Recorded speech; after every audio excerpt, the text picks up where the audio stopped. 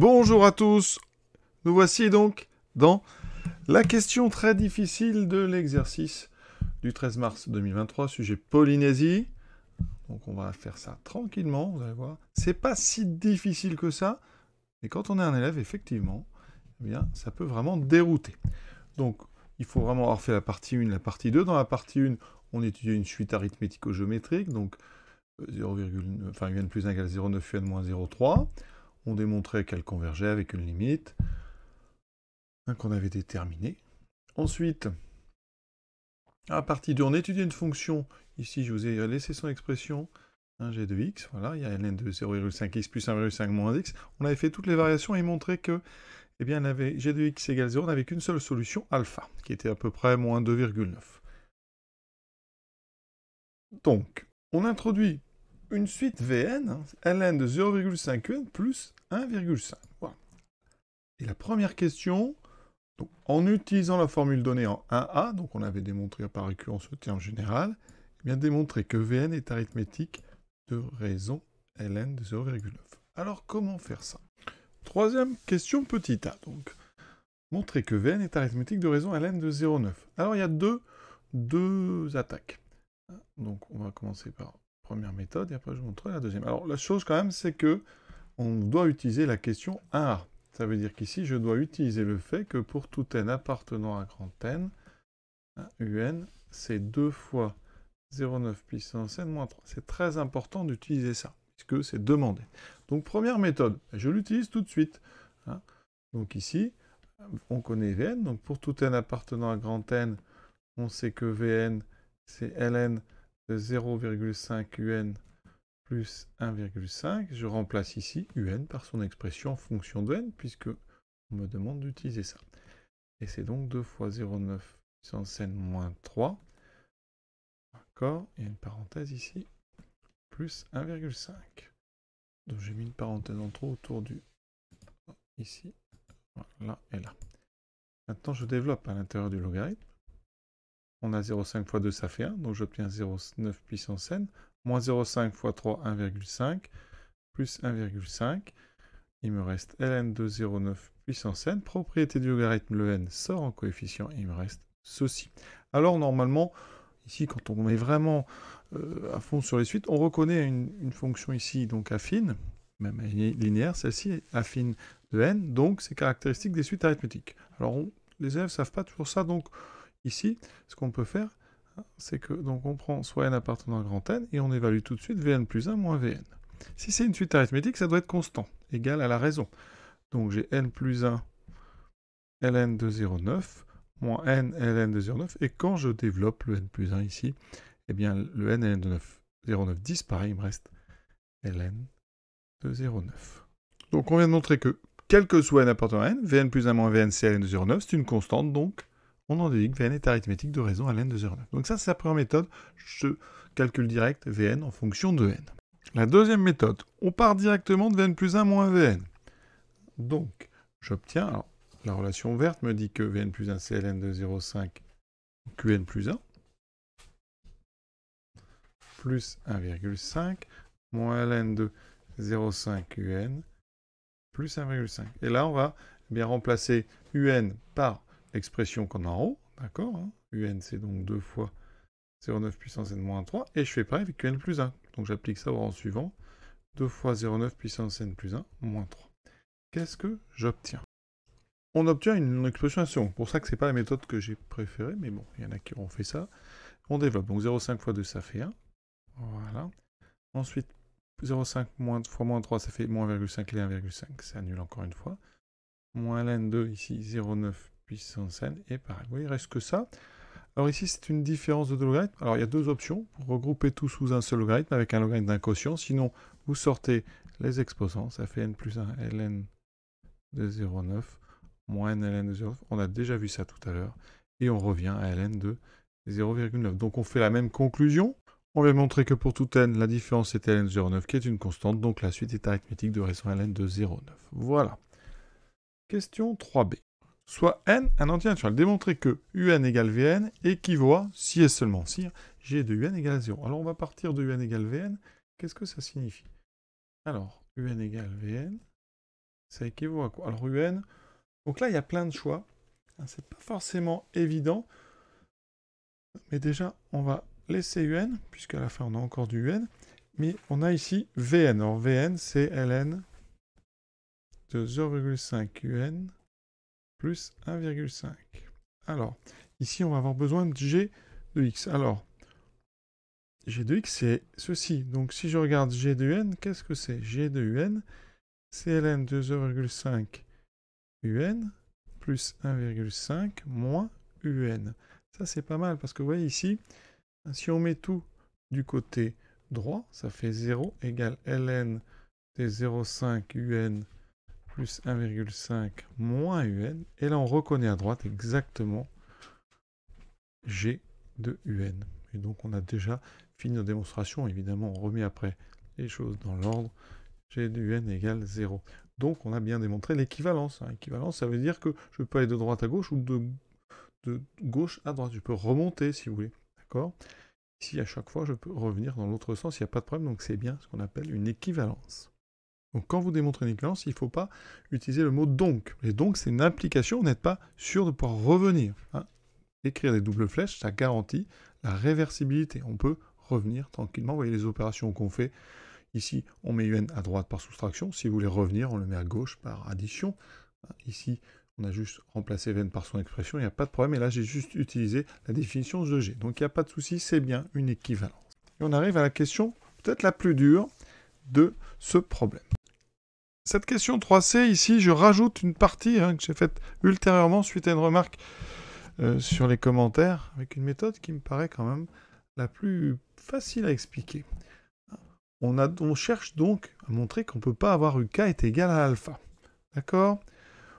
Ce qu'on sait, c'est que quel que soit K appartenant à grand N, bien UK, c'est donc 2 fois 0,9 puissance K moins 3. Donc on va regarder. On sait aussi que UN est strictement décroissante. Donc nous, on va se servir que de la décroissance. Donc c'est une suite décroissante. D'accord? On sait aussi que alpha, il est entre moins 2,889 et moins 2,888. Regardez sur un tableau de valeurs ce que ça donne, les valeurs de cette suite UN. Regardez, donc je vais sur Unici Casio, menu récurrent, je rentre l'expression de UN, on l'a ici, 2 fois 0,9 puissance n moins 3. Je regarde le tableau de valeurs, regardez, on part de moins 1, comme prévu. Et donc ici, en descendant, on va regarder quand est-ce qu'on passe vers moins 2,888 ou 89. Et en fait, ici, alors ça, vous voyez que ça, les valeurs ici, elles descendent, elles diminuent. On se rapproche en fait de moins 3. Et là, ici, regardez, on passe pour U27, on est à moins 2,883. Donc on est au-dessus de alpha, après l'encadrement. Et juste après, on est plus loin. Enfin, on est sur des valeurs plus petites. Donc alpha, il est entre ces deux-là. Comme la suite va continuer de descendre, ça ne va pas pouvoir valoir alpha. Donc c'est ça qu'on va expliquer. Donc sur la copie, vous donnez les valeurs. Alors j'ai mis moins 2,884, j'ai arrondi comme il faut. Qu'est-ce qu'on remarque? Que alpha, il est donc compris entre, alors ici, U28, qui est plus petit, et U27. La suite, elle est, on l'a dit, décroissante. Donc ça veut dire qu'ici, au départ, vous avez U0, qui va être plus grand ou égal à U1, plus grand ou égal à U2. Alors les strictement décroissantes, je pourrais mettre des stricts, mais... Et donc ça va continuer. Jusqu'à quand? Jusqu'à U27. U27 est strictement plus grand que alpha, qui lui-même est strictement plus grand que U28, etc. Et puis après U29, et ça continue. Vous voyez? Donc, conséquence, pour K inférieur ou égal à 27, on a U27 qui est plus grand que alpha. La suite UN, elle est décroissante. Donc, toutes les valeurs de UK seront, vous voyez, plus grandes que alpha. Donc, UK n'est pas égal à alpha. Pour les valeurs qui sont supérieures ou égales à 28, eh bien, U28 est plus petit que alpha. La suite UN, elle descend. Donc, les valeurs sont, elles, encore plus petites. Donc, UK est plus petit que alpha. Donc, UK est différent de alpha. Conclusion. Eh bien, quel que soit K entier naturel, qu'il soit plus grand que 28 ou plus petit ou égal à 27, eh bien, UK est toujours différent de alpha. Donc, conclusion, il n'existe aucun rang K entier naturel tel que UK égale alpha. Vous voyez, c'est un raisonnement qui est très simple, ça utilise vraiment les calculs des termes de la suite UN, donc je l'aime bien. Après, il y a d'autres façons de raisonner. On peut raisonner par l'absurde, par équivalence, donc je vous montre ça tout de suite. Démontrer qu'il n'existe aucun rang K appartenant à grand N pour lequel UK égale alpha. Alors, ici, on va faire ce qu'on appelle une démonstration par l'absurde. Donc, supposons qu'il existe un nombre K appartenant à N tel que UK égale alpha. Qu'est-ce que ça donnerait? UK égale alpha. Donc, en prenant l'image par G, ça ferait G de UK égale G de alpha. Or, G de alpha, c'est 0. Donc, j'aurais G de UK égale 0. Mais regardez ce qu'on vient de faire. On a l'équivalence entre G de UN égale 0 et UN égale Vn. Ça veut dire qu'ici, donc, ça veut dire que UK est égal à VK. Et comme UK, c'est alpha, ça voudrait dire donc que VK est égal à alpha. Or, on a une formule très simple de VK. C'est K fois Ln de 0,9. D'accord? Donc ici, s'il y avait l'existence d'un nombre K entier, on aurait donc K fois Ln de 0,9 égale alpha. Et donc la valeur de K serait égale à alpha sur Ln de 0,9. Et la question qu'on doit se poser maintenant, c'est est-ce que alpha sur Ln de 0,9 est entier? Alors comment on va savoir? Eh bien, on a un encadrement de alpha. On sait que alpha, il est entre moins 2,889 et moins 2,888. On avait démontré ça dans la partie 2. Donc je divise par Ln de 0,9, qui est négatif. Donc en divisant, il y a inversion de l'ordre. Donc ici, j'aurai moins 2,888 sur Ln de 0,9. Ici, moins 2,889 sur Ln de 0,9. Et là, je vais aller évaluer ça à la calculatrice. Et j'obtiens ceci. Et donc, ça veut dire qu'alpha sur Ln de 0,9 serait entre... Alors, celui de gauche, je l'arrondis par défaut. Donc, j'aurai 27,41. Et celui de droite, je l'arrondis par excès, pour être sûr que ma valeur est bien. Donc, je vais arrondir à 27,43. Conclusion, je dois trouver un entier qui serait entre 27,41 et 27,43. C'est impossible. Donc, on dit, or, il n'y a pas d'entier entre 27,41 et 27,43. Donc, eh bien, on est dans une situation impossible. Donc, on arrive à une absurdité. On aurait un entier entre 27,41 et 27,43. Et donc, notre hypothèse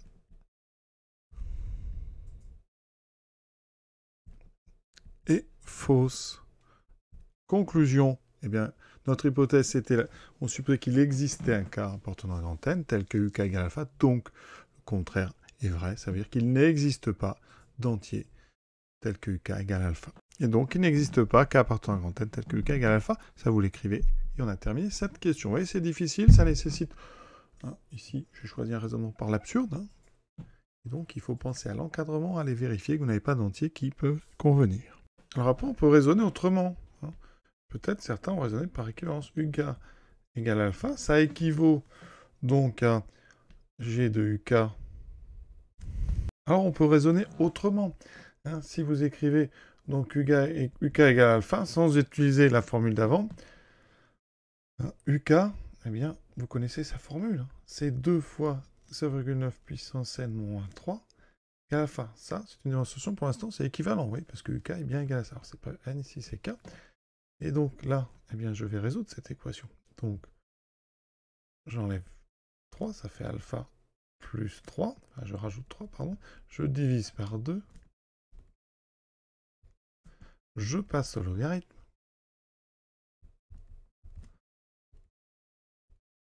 Et je divise par ln de 0,9. Voilà, pour l'instant, j'ai travaillé par équivalence. Donc ça veut dire que, eh bien, j'ai ma solution ici. Alors est-ce que ça, c'est un entier? Oui, c'est une autre formule. On part toujours du même encadrement. Je rajoute 3. J'obtiens ici 0,111,112. Je divise par 2. Je vous rappelle que quand on divise par 2, alors quand on a un nombre pair, c'est facile ici, hein, ça fait, on divise 112 par 2, ça fait 56. Là, on peut multiplier par 5. Pour avoir une idée des chiffres, ça fait 0,555. Divisé par 2, c'est multiplié par 0,5. Je prends ensuite le logarithme, donc ln de alpha plus 3 sur 2 est entre le logarithme de 0,0555 et le logarithme de 0,056. Je n'ai plus qu'à diviser par ln de 9, donc ça veut dire que ln de alpha plus 3 sur 2 sur ln de 0,9 et donc entre quoi et quoi. Alors je prends la machine, voilà ce que j'obtiens. Alors il y a eu inversion, ln de 0,9 est négatif, donc le plus petit des deux, hein, c'est celui-ci. Donc ça obtient ici 27, alors je vais mettre 35 et là 27,45. Et on voit bien qu'encore une fois, ça veut dire que donc ceci, ln de alpha plus 3 sur 2 sur ln de 0,9 n'appartient pas à grand N, ça n'est pas un entier. Donc ça veut dire que ln de alpha plus 3 sur 2 sur ln de 0,9 ici n'appartient pas à n. Donc ça veut dire que k, un entier forcément différent de ceci. On prend donc soit k entier. Hein. Donc k différent ça. Donc ici c'est une équivalence. Si la fin est fausse, le début est faux. D'accord? Le principe des équivalences. Donc UK est forcément différent de alpha. Ça veut dire que comme j'ai pris K quelconque, eh bien, je ne peux pas avoir UK égale alpha. Donc, il n'existe aucun rang entier naturel K tel que UK égale alpha. Vous voyez, c'est pas évident, toutes ces rédactions, hein, raisonnement par absurde, utilisation d'équivalence. Voilà, c'est pour ça que ça en fait quand même une question assez délicate à traiter pour un élève. Une façon de présenter pour un élève, ça serait aussi de dire résolvons l'équation. Alors, c'est une équation, c'est pour ça que c'est pas évident. L'équation d'inconnu K, UK égale alpha. On la résout, on trouve K égale ln de alpha plus 2 sur n de 0,9. Et donc, eh bien, il n'y a pas de solution dans grand N. On dit cette équation a une solution un peu étrange ici, mais elle n'est pas dans N, donc vous pouvez en déduire qu'il n'y a pas de solution. Vous voyez, c'est quand même tout ça, des choses un peu subtiles. On passe à la dernière question. On va déduire qu'il n'existe au rang K aucun rang K appartenant à N pour lesquels VK égale UK. Alors là, on va utiliser vraiment à plein l'équivalence de la question B. Donc, soit K appartenant à grand N, d'après la question donc B, d'après B, VK égale UK, ça équivaut à quoi? À UK égale alpha. Or, d'après C, il n'existe pas. Il n'existe pas K appartenant à grand N tel que UK égale alpha. Donc, ça veut dire que UK n'est pas égal à alpha. Comme les deux sont équivalences, donc UK est forcément différent de alpha. Donc, VK est forcément différent de UK. Donc, quel que soit K, VK est différent de UK. Donc, il n'existe aucun rang pour lesquels les deux sont égaux. Vous voyez, là, c'est assez rapide. Hein, et ça utilise vraiment à fond, à plein ce qu'on a fait dans la question 3b. Bien comprendre qu'ici, quand on a une équivalence, on peut prendre ce qu'on appelle sa contraposée. Ici, si ces deux choses-là sont équivalentes, eh bien, on peut dire que VK différent de UK équivaut à UK différent de alpha. Vous voyez ? C'est pour ça qu'ici, nous, on sait que UK est différent de alpha, donc par cette équivalence, VK sera différent de UK.